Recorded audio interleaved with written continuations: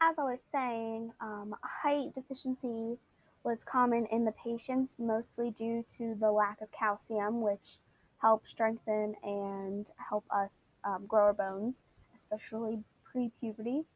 Um, and that was common in 15 of the patients. And a condition known as pallor was common in 8 patients, which is a pale appearance, which should commonly be caused by a lack of iron and iron in the blood, which often causes pinkness to our skin. 70% of the patients were untreated, and 42% were treated of the patients had a low body mass index, probably due to the lack of nutrients in the body. Here is a chart explaining what I explained to you. 12 of the patients were male, 18 were female, so that's a 40-60% ratio. Ages between 1 and 5, there were 15. Between 6 and 10, there were 6. And between 11 and 15, there were 9. We see that malabsorption was present in 60% of the patients. Abdominal distension, which it was common in about 60% of the patients, and um, not gaining adequate height for their age was common in about 50% of the patients, and pallor was common in about 26, so about 30% of the patients.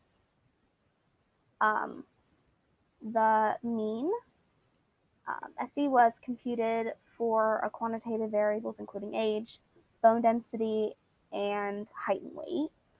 Um, Independent sample tests was used to compare the means of the bone mineral density, height, and weight between the two groups at a 95% level of significance.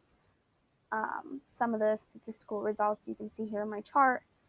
Group 1, it was for height was a 100.7 centimeter mean, and for weight it was a 14.1 centimeter,